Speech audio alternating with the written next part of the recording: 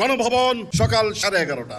মুখোমুখি বসে আছেন স্বৈরাচার শেখ হাসিনা ও সেনাপ্রধান। বাদানুবাদ হচ্ছে। সেনাপ্রধান বলে দিলেন, মাননীয় প্রধানমন্ত্রী, আপনার আজকে অন্তিম দিন, আপনি পদত্যাগ করে দেশ গণতন্ত্রের হাতে তুলে দিন। শেখ হাসিনা বললেন, না, আমি দেব না, আমি ফাদার অফ দ্য নেশনের কন্যা, আমার বাবা এদেশ স্বাধীন করেছে, আপনি গুলি চালান।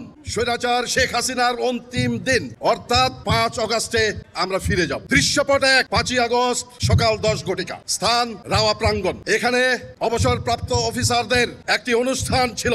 সে অনুষ্ঠান হচ্ছে সংগ্রামরত ছাত্র জনতার সাথে একাত্মতা ঘোষণা করে আমরা ঢাকা শহরের যে কারফিউ দেওয়া হয়েছে সেই কারফিউ উপেক্ষা করে আমরা এখানে একটা প্রসেশন চালাবো এবং সেই প্রসেশন দিয়ে আমরা ঢাকা শহরে প্রদক্ষিণ করব। দৃশ্যপট 2, সকাল 11টা।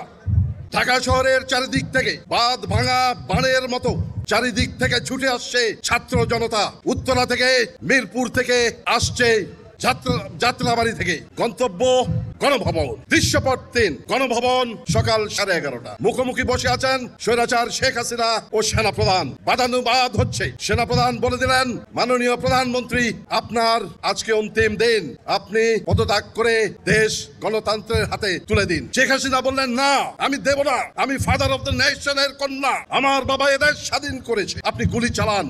সেনাপ্রধান বললেন, মাননীয় প্রধানমন্ত্রী, আপনি দেশে এখন কি হচ্ছে আপনি জানেন না, আপনি 4 দেওয়ালের মধ্যে অন্তরীণ, আসুন দেখি দেশে কি হচ্ছে। সেনাপ্রধানের নির্দেশে গণভবনের ওয়াল স্ক্রিনে টেলিভিশনের পর্দা ফুটে উঠল।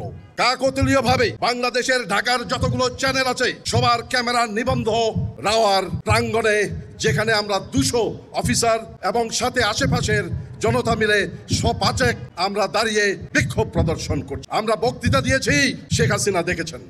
আমরা যখন এখান থেকে মিছিল নিয়ে রাওয়া থেকে বেরিয়ে জাহাঙ্গীর গেটের দিকে অগ্রসর হচ্ছি, তখন আমার কাছে একটা টেলিফোন, চট্টগ্রাম থেকে আমার এক সহকর্মী। আমি বললাম, হ্যালো। বলে, স্যার, আপনাদেরকে লাইভ আমরা ক্যামেরায় দেখতে পাচ্ছি। আমি বললাম, তাই নাকি? বলে, জি স্যার। তো এখন কি? আপনাদেরকে দেখে ঘরে আর কেউ নাই স্যার, চট্টগ্রামের সবাই রাস্তায় নেমে এসেছে। এই ছিল আমাদের অবসরপ্রাপ্ত অফিসারদের শেষ নিদর্শন। শেখ হাসিনা, স্বৈরাচারী শেখ হাসিনাকে বর্জন করার আমাদের শেষ এটার মাহাত্ম্য এটাই।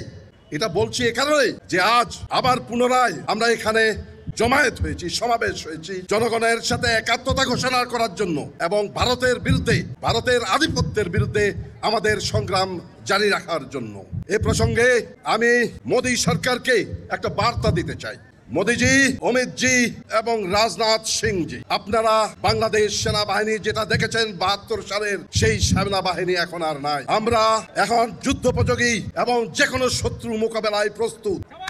আপনারা আর আস্ফালন তুলবেন না। ইস্টার্ন সেক্টর, ইস্টার্ন কমান্ড গোছানোর ভয় আমাদেরকে দেখাবেন না। শুধু আমরা সশস্ত্র বাহিনী নই, 17 কোটি জনতা আছে আমাদের সাথে, আপনাদেরকে সীমান্তেই রুখে দিতে। আর বক্তব্য নয়, আমরা আজকে যে জন্য উপস্থিত হয়েছি সেই অনুষ্ঠানে আমরা চলে যাব।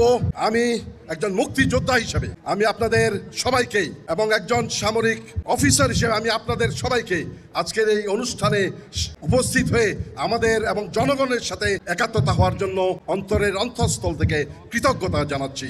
সবাইকে ধন্যবাদ। বাংলাদেশ জিন্দাবাদ।